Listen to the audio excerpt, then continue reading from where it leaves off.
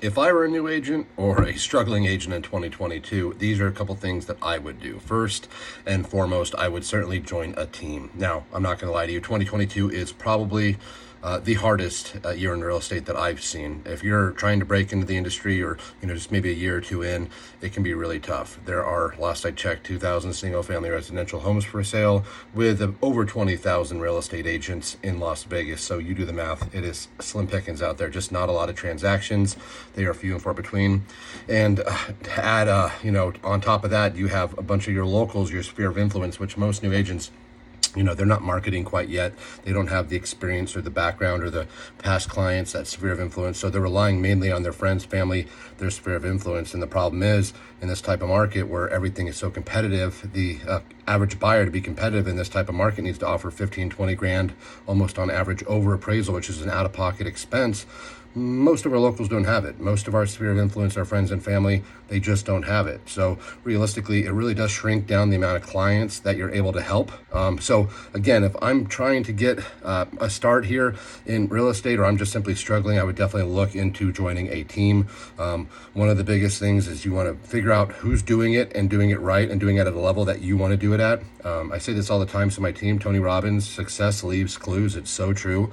You want to figure out how to get there, develop a game plan. And there are a lot of tried and true systems. There's a lot of people that have been in this market, in different markets for years, tested, and they continually are at the top of the top 250 or just constantly running a very successful team or brokerage. And so I would do my best to partner with them and just make sure that I align with them culturally as well. But you definitely want to see what they're doing. Most high producing agents that I've ran into are very, very forthcoming with information, as long as you're actually there to put in the work and not just to kind of rip people off and their ideas and then go somewhere with it, which I don't know if that's something that you would do, and it'd be difficult to do it anyways as far as implementing it, because a lot of this stuff is nuanced. It seems easy at surface level, but reality is, once you really dive into it, there's a lot of pieces that go into it. So I would really find somebody who's doing it at a high level, somebody that you can that you can emulate, and eventually after a couple of years of learning and figuring it out, you can go your own way if that's the direction you want to go. Or you never know, maybe you just like the idea of having all the leads or having all the opportunities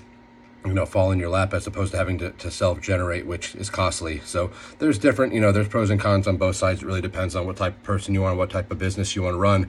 But yeah, if I'm starting in 2022 in this type of environment, in order for me to be successful, the first thing I'm doing is I'm joining a team or a brokerage that aligns with, the type of culture that I'm looking for, provides leads, mentorship, and just guidance. If you're going at it alone, that's a worthy venture, and kudos to you, but I just don't know if it's going to work out for you. And the statistic before this market even became what it was, 90%, 9 out of 10, after a year or two, they no longer are in the game. They quit real estate because it isn't what they expected it to be. And that's before this type of market. Recent study shows that 35% of real estate agents will be hanging it up by the end of 2022. I think it's going to be closer to 50%. The only way to survive is to get in front of people, opportunities, and I don't think that's in the terms of door knocking. I don't think that's in circle prospecting or calling around saying, hey, can I, are you interested in selling your home? I just don't think that there's enough inventory to be had to where that's going to work out for you. It used to work out years ago, different ball game now. So get with a team that's made the adjustments, the necessary moves to be competitive and to, actually get some business done in this type of market. And that's where I'd hang my hat for the next couple of years. So just my advice to you agents that are struggling, brand new agents, may the force be with you, because I know that this is a super tough market.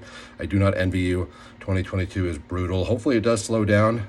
Obviously it doesn't look like it will. The data doesn't suggest it will, but who knows? But anyways, just my 2 cents. If I were breaking into the industry, that's what I would do. So take that for what it's worth.